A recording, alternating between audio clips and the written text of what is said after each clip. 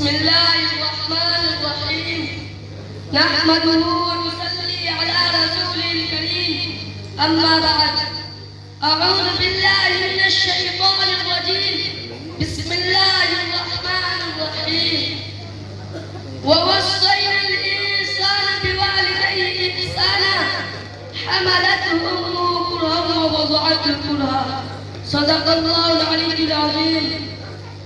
میرے محترم دوستو، میں نے آپ حضرات کے سامنے قرآن مقدس کی ایک چھوٹی سی آیت تلاوت کی ہے. دعا ہے کہ اللہ رب العزت کہنے اور سننے سے زیادہ عمل کی توفیق عطا فرمائے.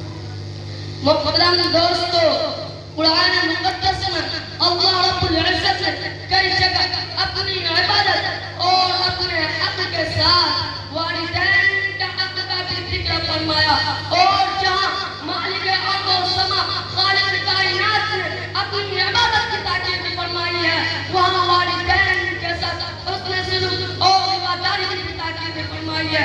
کہیں فرمایا ووصینا الانسان بوالدیہ احسانا، ہم نے انسان کو اپنے ماں باپ کے ساتھ حسن سلوک کی تاکید کی ہے. اور کہیں فرمایا ووصینا الانسان بوالدیہ حسنا، ہم نے انسان کو اپنے ماں باپ کے ساتھ حسن سلوک کی تاکید ہمدردی کی تاکید کی ہے. الغرض والدین کا حق اولاد کے اوپر اللہ کے بعد دوسرے نمبر پر ہے، اس لیے کہ اللہ تبارک و تعالی موجود حقیقی ہے، اور عالم اسباب میں والدین اپنے اولاد کا وجود کا سبب ظاہر ہے. اس لیے اللہ تعالی نے ماں باپ کے حقوق کی اہمیت کی تاکید فرمائی ہے کہ ہمیشہ ان کے ساتھ اچھا سلوک کرتے رہو، ان کی تعظیم محبت اور خدمت گزاری کو اپنی سعادت سمجھو. جناب رسول اللہ صلی اللہ علیہ وسلم نے ایک ارشاد فرمایا، ایک نوجوان صاحب بہت ہی زیادہ عبادت گزارتے، نماز، روزہ، صدقہ، خیرات اور بھلائی کے کاموں میں سب سے آگے رہتے تھے، لیکن گھر میں ان کا بیوی اور ماں کے درمیان اختلاف اور بن رہتی تھی. وہ بیوی کی بات میں آ کر ماں کے اوپر بیوی کی بات کو ترجیح دیتے تھے، جس کے نتیجے میں ماں ان سے بہت ہی زیادہ خفا رہتی تھی. اتفاق سے اس نوجوان کی موت کا وقت آیا، ان سے کلمہ نہیں پڑھا جاتا تھا. ان کی بیوی نے حضور صلی اللہ علیہ وسلم کے پاس یہ کہنا بھیجا کہ میرا شوہر نشہ کی حالت میں چاہتی ہوں کہ آپ کو بتا دوں. تو حضور اکرم صلی اللہ علیہ وسلم بنفس نفس تشریف لائے اور حضور صلی اللہ علیہ وسلم نے کہا کلمہ پڑھو.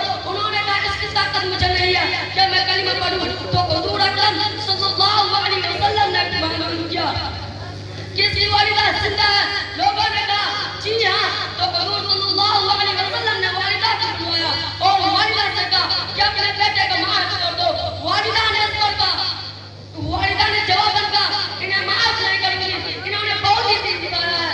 اس پر حضور صلی اللہ علیہ وسلم لکڑیاں چرچا کرنے کا حکم دیا اور اس میں آگ لگا دی گئی. پھر ماں سے پوچھا اگر تمہارے بیٹے کو اس آگ میں ڈال دی جائے تو کیا تم اپنے بیٹے کو بچانے کی فرض کرو گی؟ ماں نے کہا ہاں. تو حضور صلی اللہ علیہ وسلم نے فرمایا کہ جہنم کی آگ اس سے کہیں زیادہ سخت ہے. جب تم کسی آگ میں چلنا نہیں تو اس سے کہیں زیادہ سخت ترین آگ میں چلنا کیسے ہو رہا ہے؟ لہٰذا یا تو اپنے بیٹے کو معاف کر دو ورنہ ہم تمہارے سامنے اس بیٹے کو آگ میں ڈال دیتے ہیں. اس پر ماں نے کہا یا رسول اللہ میں نے اپنے بیٹے کو معاف کر دیا اور ان سے راضی ہوں. اس کے بعد آپ صلی اللہ علیہ وسلم نے بیٹے سے کہا کلمہ پڑھو. تو انہوں نے کلمہ پڑھا. محترم سامعین، آپ نے دیکھا کہ ماں باپ کی ناراضی اولاد کے لیے کتنی خطرناک ہے. جو اولاد اپنی جگہ غور کتنے عبادت گزار اور نیک صالح کیوں نہ ہو مگر ماں باپ کی ناراضی سے کلمہ تک نصیب نہیں ہوتا. لیکن آج کے نوجوان لوگ جب جوانی آتی ہے تو انہوں نے اپنے والدین کو کیا ملا دیا؟ یہی نہ کہ بیوی کی کہنے سے ان کی بے عزتی اور ان کو گھر سے الگ کر دیا، ان پر جیون تنگ کر دیا، ان کا دل دکھانے کے لیے ان کی زبان خراشی کو تحفظ کر دیا.